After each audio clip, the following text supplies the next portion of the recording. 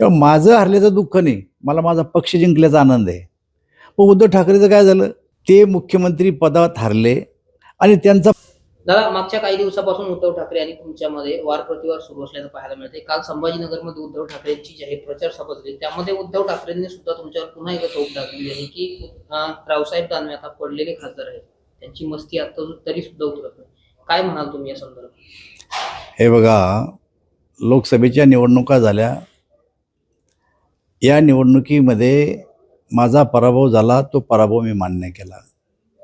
निवडणुका म्हणले की यश अपयश येतच असतं.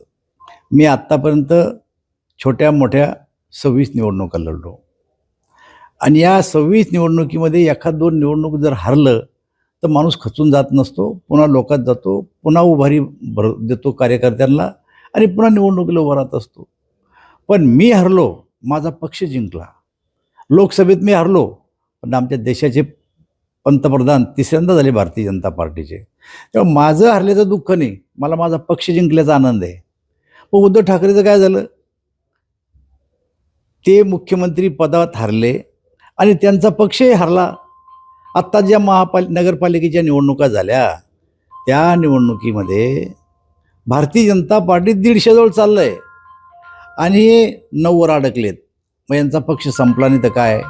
आत्ता ज्या काही महापालिकेच्या निवडणुका चालू आहे, या निवडणुकीमध्ये जे काही छोटे मोठे कार्यकर्ते थोडेफार त्यांच्याजवळ उरले, त्यांचा पराभव होणार आहे आणि पराभवानंतर यांचे कार्यकर्ते यांच्याजवळ राहणार नाही, वैफल्यग्रस्त अवस्थेत जातील. मला असं वाटतं की रावसाहेब दानवे हरला, रावसाहेब दानवेचा पक्ष जिंकला आणि त्यांचा पक्षही हरला आणि 2 वर्षात उद्धव ठाकरे साहेब बी हरले.